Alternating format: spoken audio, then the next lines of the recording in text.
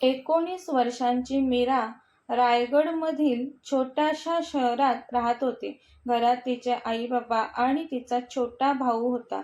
तिचा भाऊ स्कूलमध्ये जात असे. आई घरीच असायची. वडील एका कंपनीत जॉब करत होते. साधारण कुटुंबातील ती राहणीमानही परिस्थितीनुसार होतं त्यांचं. मीराची स्वप्न खूप मोठी होती. ती कॉलेजच्या लास्ट इयरला शिकत होती. शिक्षण पूर्ण झाल्यावर तिला एक चांगला जॉब करायचा होता. तिला तिच्या वडिलांना मदत करायची होती. मीरा दिसायला अतिशय सुंदर होती. मीराचे डोळे तपकिरी रंगाचे होते, जे दिवसा उन्हात सोनेरी होऊन चमकायचे. तिला पाहणारा तिच्यात पूर्णपणे हरवून जायचा.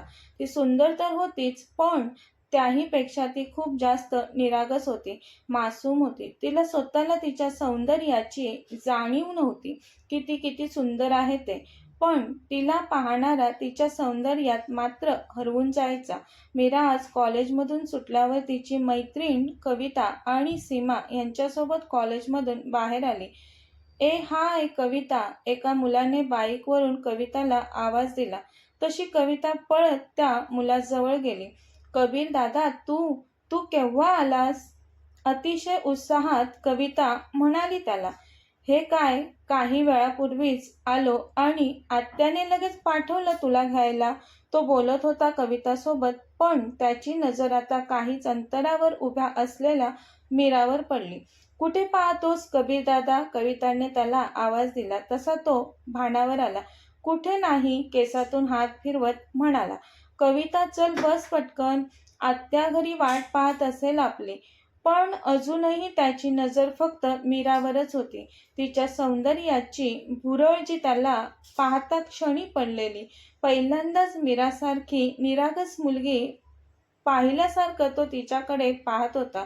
तशी मीराच्या बाजूला उभी असणारी सीमा मीराला खुणवते. म्हणते, मीरा, कसा पाहतोय बघ तो तुझ्याकडे, वेडा झाला वाटतं तुला पाहून. सीमा, काही काय बोलते? गप ग, मला पाहून तो का वेडा होईल? मीरा बोलते तिला. अगं बघ तर, माझ्या बोलण्यावर विश्वास नाही तुझा तर स्वतःच्या डोळ्यांनी बघ त्याच्याकडे, सीमा बोलली. तसं काहीच अंतरावर बाईकवर बसून तिच्याकडे एकटक पाहणाऱ्या कबीरकडे मीरा हलकेच नजर वर करून पाहते, तर तो खरंच वेड्यासारखं एकटक तिच्याकडे पाहत असतो. हँडसम असतो दिसायला कबीर. त्याला पाहता क्षणी तिलाही तो छान वाटला आणि तीही नकळत त्याच्याकडे पाहू लागली काही क्षण. कविता बाईकवर बसल्यावर मोठ्याने ओरडली, मीरा, सीमा, बाय. तसे कविताच्या आवाजाने कबीर आणि मीरा दोघेही दचकले. कबीरने आता बाईक स्टार्ट केली आणि तो निघून गेला तिथून. मीराने सीमाकडे पाहिलं. सीमा मीराकडे पाहून गालात हसत होती. म्हणाली, छान आहे ना, आवडला का? तुझ्याकडे पाहून दिसतंय तर तसंच. खूप भारी दिसतोय ना, किती हँडसम आहे ना तो. मीरा लाजून गालात हसत हो मध्ये मान हलवते. म्हणते, दिसायला खूपच छान दिसतोय, पण स्वभाव कसा आहे कुणास ठाऊक. काही वेळांनी मीरा बसमध्ये बसते, पण कविताच्या आत्याच्या मुलाचा कबीरचा चेहरा तिच्या नजरेसमोरून हटत नव्हता. ती हलकच गालात हसते. कबीर आता रोजच कविताला कॉलेजमधून घेण्यासाठी कॉलेजमध्ये येऊ लागला. कविता कबीरच्या बाईकवर बसून घरी जाताना मीराला आणि सीमाला बाय करूनच जात असे. सुरुवातीचा एक आठवडा बस नजरेचा खेळ चालू होता कबीर आणि मीराच्या. तो मीराकडे एकटक पाहत बसायचा. मीराही त्याच्याकडे पाहायची. दुसऱ्या आठवड्यात कबीर एक पाऊल पुढे टाकत तो आता मीराकडे पाहून तिला गोड स्माईल करू लागला. तशी मीरा इकडे तिकडे पाहत नजर झुकवते आणि त्याच्या समोरून जाऊ लागते. सीमा तर पहिल्या दिवसापासून त्या दोघांना पाहत होती. सीमा बोलते, मीरा यार, मला वाटतंय कविताच्या आत्याच्या मुलाचा जीव तुझ्यावर जळलाय. काही काय बोलते, जीव जळलाय वगैरे वेड्यासारखं. मीरा नजर चोरत बोलते, मीरा, तू पाहिलं नाहीस का तो कसा पाहतोय तुझ्याकडे? आणि आज तर त्याने तुला स्माईल पण केली. माझं अगदी बारीक लक्ष होतं मीरा त्याच्याकडे आणि तुझ्याकडेही. तो तुझ्या प्रेमात पडलाय मीरा. उगाच नाही तो रोज रोज कॉलेजला येत. तसे लाजेने मीराचे गाल गुलाबी झाले. तिलाही तो आवडू लागलेला मनातून. मीराच्या वागण्यावरून तरी तसंच दिसत होतं. दुसऱ्या दिवशी सीमा मीरासोबत नाही ते पाहून कबीर कॉलेज गेटवरच मीरासमोर आडवा येत त्याने मीराला अडवलं. तो म्हणाला, तुझं नाव काय आहे? मीरा आहे, लगेचच म्हणाली मीरा. तसा तो हसला. म्हणाला, मी कबीर. माहिती आहे मला, ती गालात हसत लाजून म्हटली त्याला. तसा तो म्हणाला, मीरा तू खूपच सुंदर दिसतेस. त्यावर मीरा काही न बोलता फक्त गोड हसली पुन्हा. त्यानंतर त्यांच्यात बोलणं वाढलं. कविताला तर पहिलंच माहिती झालेलं कबीर दादा तिला कॉलेजला घ्यायला रोज का कॉलेजला येत होते. आता मीरा, कबीर, सीमा आणि कविताचा ग्रुपच बनला. कॉलेज कॅन्टीनमध्ये बसून चहा कॉफी एकत्र मिळून घेऊ लागले ते. येता जाताना तर त्यांची भेट होतच होती. कविताने आज मीराला तिच्या भाईचा नंबर दिला, म्हणजे तो कबीरनेच कविताला मीराला द्यायला सांगितलेला. मीराने नंबर मोबाईलमध्ये सेव्ह केला. ती खूप खुश दिसत होती आज. मीराच्या मोबाईलवर रात्री मेसेज आला, हाय, आय एम कबीर. त्याचा आलेला मेसेज पाहून मीरा गालात हसली. खूप वेळ ती कबीरच्या मेसेजकडे पाहत होती. नंतर तिने त्याला रिप्लाय दिला.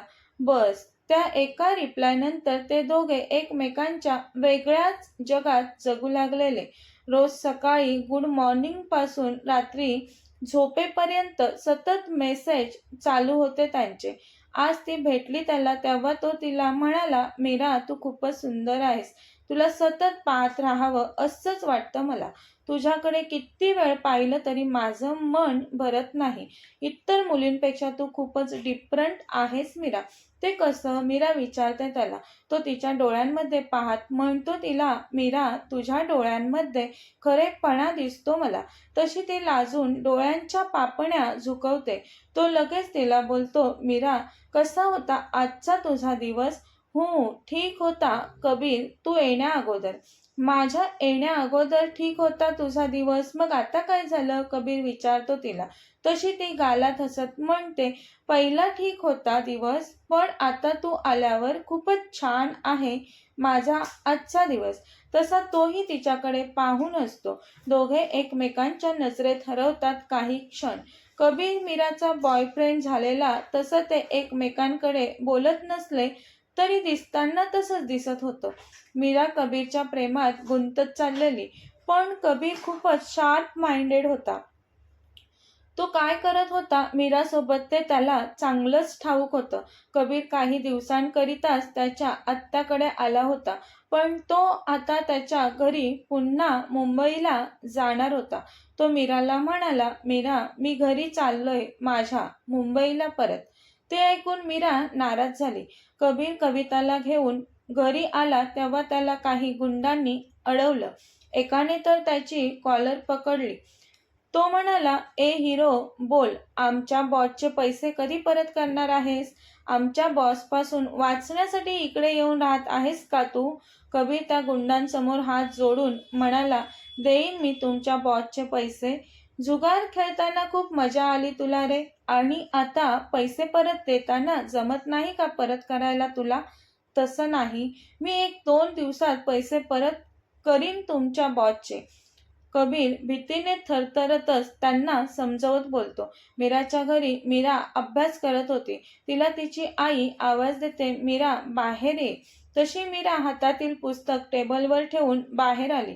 बाहेर आल्यावर तिने पाहिलं तर घरात काही लोक आलेले. एक तरुण मुलगा आणि त्याचे आई वडील, त्याची बहीण. मीराच्या बाबांनी मीराला एका खुर्चीत बसण्याचा इशारा केला तशी मीरा बसली. मीराने तिच्या आईकडे पाहिलं. तिला तिची आई खूपच आनंदी वाटली. कोणीतरी नात्यातल्या एकाने त्या लोकांना मीराच्या घरी पाठवलेलं. मीराला पाहून तो घरी आलेला मुलगा आनंदाने गालात हसला. अतिशय सुंदर दिसत होती मीरा. होतीच ती नॅचरल ब्युटिफुल. मुलाचे वडील म्हणाले, आम्हाला तुमची मुलगी पसंत आहे. तसे मीराचे बाबा म्हटले, आम्हालाही तुमचा राज खूपच आवडला. मीराचे बाबा आणि राजचे बाबा काही वेळ बोलत बसतात. पुढची बोलणी करण्यासाठी पुन्हा भेटू बोलून राज आणि त्याचे आई बाबा निघून जातात. मीरा तिच्या रूममध्ये येऊन कबीरला रडत रडत लगेच कॉल लावते. ती सांगू लागते त्याला, कबीर, आज मला पाहण्यासाठी एक मुलगा आला होता. माझ्या बाबांनी त्याला हा म्हटला आहे. तसा कबीर मोठ्याने ओरडतो. काय म्हणतो? मीरा, तू नाही का सांगितलं नाहीस त्यांना? तू आताच्या आता तुझ्या बाबांना सांग तू लग्न नाही करू शकत. एवढ्यात तुला लग्न नाही करायचं. कबीर, मी नाही बोलू शकत माझ्या बाबांसमोर. माझे बाबा खूपच सक्त आणि कठोर आहेत. म्हणजे मीरा, ते बोलतील तसंच तू करणार का? मीरा रडत होती फक्त आता.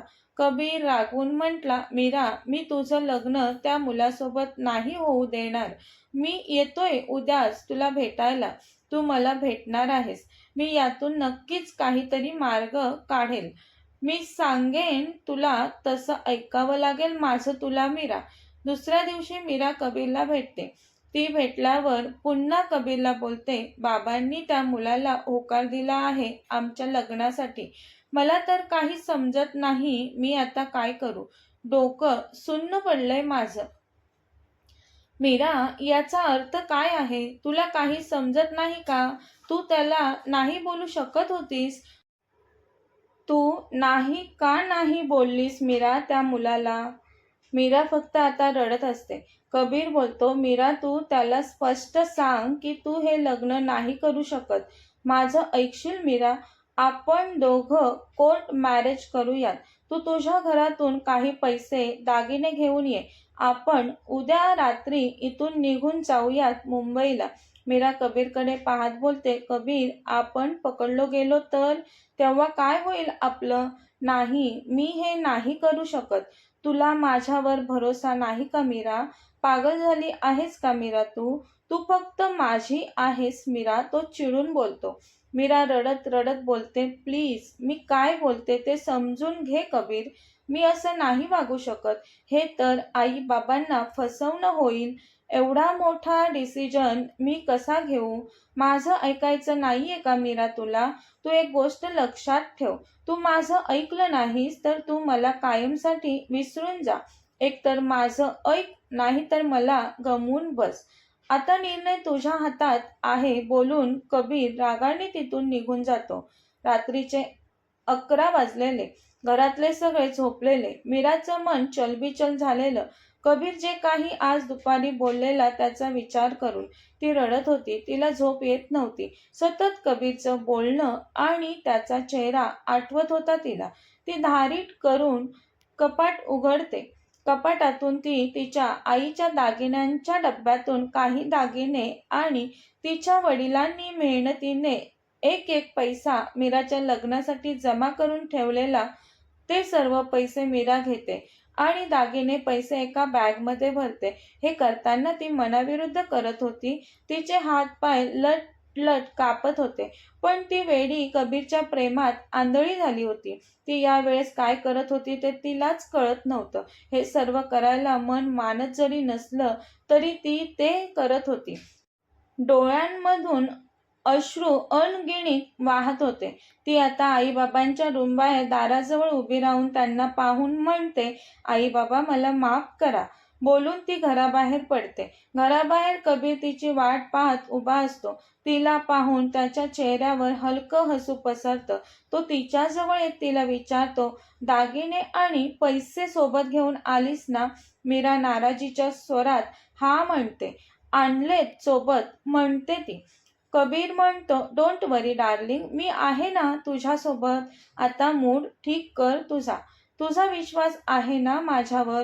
सर्व होईल ठीक. विश्वास ठेव माझ्यावर. तो बोलतो तिला विश्वास देत. मीरा पाणावल्या डोळ्यांनी त्याच्याकडे पाहून होकारार्थी मान हलवते. दोघेही तिथून पटकन निघतात.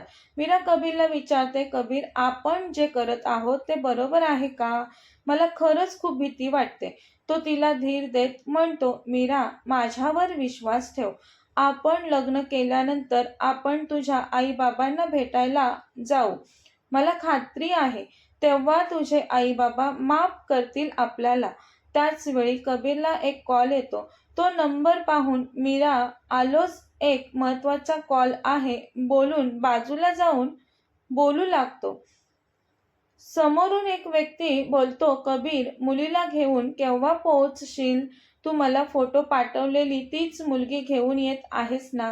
मला फसवलं तर तुझी खैर नाही कबीर. कबीर म्हणतो, तीच मुलगी आहे. मी रेल्वे स्टेशनला तिला घेऊन पोहोचलो आहे. ती माझ्यासोबत आहे. मी तुमचाच वेट करत आहे. पैसे घेऊन लवकर या. ठीक आहे, मी येतो. तो समोरील माणूस बोलून कॉल कट करतो. कबीर पुन्हा मीराजवळ येतो. तो मीराला बोलतो, मीरा, माझ्या मित्राचा कॉल होता. प्लॅन चेंज झालाय. आपण मुंबईला नाही जात आहोत. इथेच आपलं लग्न होणार आहे. तो इथेच येत आहे आपल्याला भेटायला. आता काही वेळातच तो आपल्याला येऊन भेटेल. काय चालू आहे इथे? काही लोक गन घेऊन त्या दोघांजवळ येतात आणि त्यांना घेराव घालून पकडतात. हातात गन घेऊन अवतीभोवती उभ्या असलेल्या त्या लोकांना पाहून मीरा रडूच लागते. कबीर, हे लोक कोण आहेत? ती विचारते त्याला. कबीरलाही माहीत नव्हतं ते कोण लोक आहेत ते. तोही मीरासारखाच घाबरलेला, हातात गन घेऊन उभ्या असलेल्या त्या लोकांना पाहून. कबीरच्या दोन्ही हातांना पकडून त्याला जमिनीवर गुडघ्यावर जबरदस्ती बसवतात ते. मीराला सुद्धा त्याच्या बाजूला बसवलं जातं. समोरून एक अतिशय जबरदस्त पर्सनॅलिटीचा रुबाबदार तरुण चालत त्यांच्याजवळ येतो. ए हिरो, माझे 1 करोड रुपये न देता कुठे पळून निघाला आहेस? तो हँडसम माणूस कबीरला बोलतो. त्याला पाहून आता कबीरचं उरलं सुरलेलं अवसान गळून पडतं. 1 करोड ऐकून तर मीरा चाट पडते. तोंडातल्या तोंडात ती पुटपुटते, 1 करोड? आता तिने कबीरकडे पाहिलं. कबीर खूपच घाबरला होता. त्याच्या कपाळावर घाम जमा झालेला. मीराकडे पाहून त्याने नजर खाली झुकवली. त्याच्या समोर देव उभा होता. स्वर्गातला नाही बरं का. देव. त्याचे पैसे वसूल करायला तो कबीरजवळ पोहोचलेला. किती दिवसांपासून तो कबीरला शोधत होता, पण कबीर त्याच्यापासून लपून राहत होता. देव आता त्याच्या माणसांना म्हणतो, या दोघांना माझ्या फार्म हाऊसवर घेऊन चला. देवचं फार्म हाऊस शहरापासून खूपच दूर होतं. त्या दोघांना तिथे नेण्यात येतं. देव मीराजवळ येऊन तिची हनुवटी पकडून तिचा चेहरा वर करतो. मीरा भीतीने अतिशय थरथरत होती. तिने तिचे डोळे गच्च मिटून घेतलेले. देव तिला विचारतो, काय नाव आहे मुली तुझं? आणि तू या नालायक मुलासोबत काय करत आहेस? तुला माहिती आहे का, हा मुलगा 1 नंबरचा फसव्या आहे. तसं मीरा हलकेच डोळे उघडते. घाबरलेलीच असते ती, तरीही बोलायचं धारीट करते. नालायक नाहीये कबीर, म्हणते ती. तसा देव मोठ्याने हसतो. तो तिची हनुवटी पकडूनच असतो. तो तिच्या चेहऱ्यावरून नजर फिरवत म्हणतो, किती सुंदर आहेस तू, आणि तितकीच बावळट. लोकांना ओळखता येत नाही तुला? तिचे गुलाबी पाकळ्यांसारखे ओठ एकमेकांपासून विलग होऊन थरथरत होते. देव तर तिला पाहतच राहिला. तिला असंच पाहत राहावं असं वाटलं देवला या क्षणी. त्याची नजर तिच्या चेहऱ्यावरून हटत नव्हती. पण तिने चेहरा झुकवला. तिच्या झुपकेदार पापण्याही झुकल्या. ते पाहून तो तिच्या समोरून उठून निघून गेला. स्वतःशीच म्हणाला, या मुली पण ना प्रेमाच्या नावाखाली कोणत्याही मुलावर विश्वास ठेवतात. नालायक आहे तो कबीर. ही मुलगी एका चांगल्या इज्जतदार घरातील दिसते. देव कबीरजवळ येऊन त्याला म्हणतो, तू कसं फसवलंस हिला? किती सुंदर आहे ही मुलगी आणि निरागसही. तुझ्यासारख्या नालायक फसव्या मुलासोबत घरून पळून कशी काय आली? चल आता माझे पैसे दे निकम्म्या, देव चिडून बोलतो. तसा कबीर मीराने आणलेले दागिने देवसमोर पकडत म्हणतो, देव भाई, हे दागिने घ्या. हे दागिने तर फक्त 15-20 लाखांचे असतील. बाकीचे पैसे हवेत मला, तेही आत्ताच. तसा कबीर म्हणतो, भाई, मी तुम्हाला पैसे देणारच होतो. त्याच पैशांची वाट पाहत होतो रेल्वे स्टेशनवर मी. या मुलीला एका दलालाला विकून त्याच्याकडून पैसे घेऊन ते पैसे मी तुम्हालाच देणार होतो. तो दलाल या मुलीचे 1 करोड द्यायला तयार झालेला. हिचा फोटो पाहून वेडा झाला होता तो. पण त्या अगोदरच तुम्ही आलात आणि आम्हाला पकडून इथे घेऊन आलात. भाई प्लीज मला थोडा वेळ द्या. मी या मुलीला विकून तुमचे पैसे परत करेन. नाहीतर एक काम करा, तुम्हीच या मुलीला ठेवून घ्या त्या पैशांच्या बदल्यात.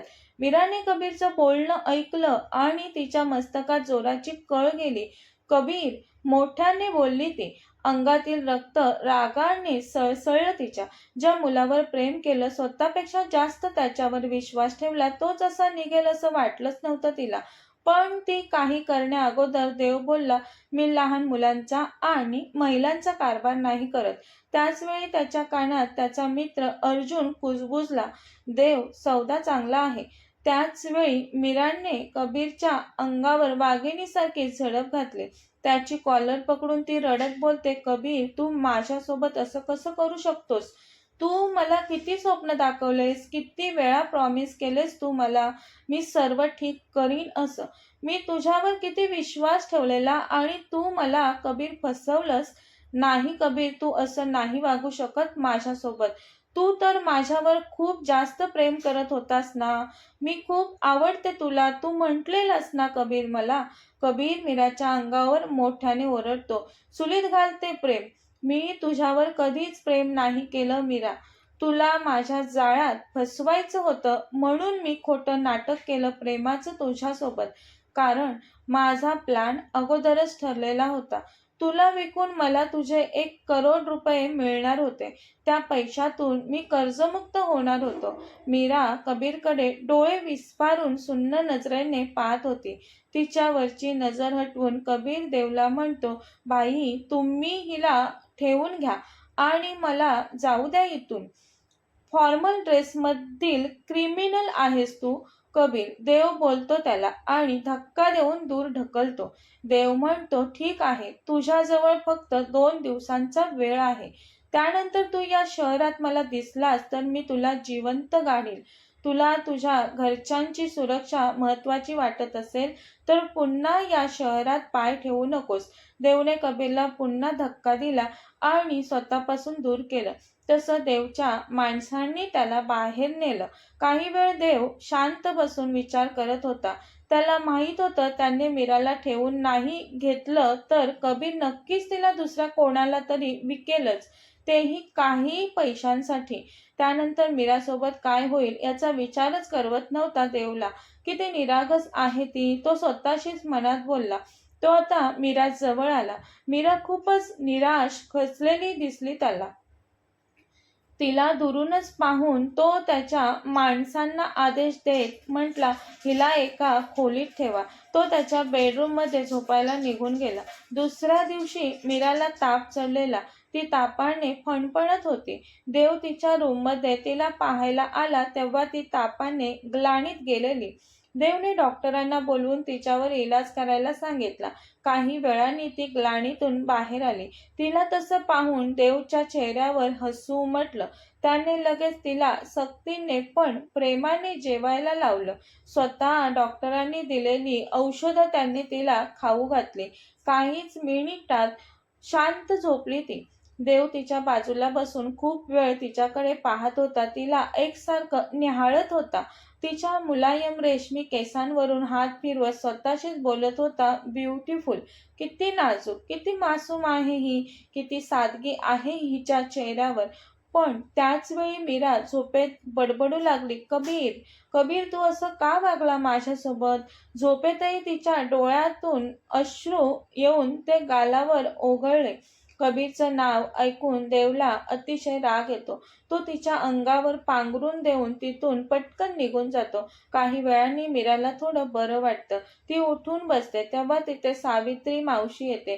ती मीरासाठी जेवण घेऊन येते. ताई, तू उठली? चल पटकन जेवून घे. मीराने जेवायला नकार दिला तशी सावित्री मावशी म्हणाली, थोडंसं खा.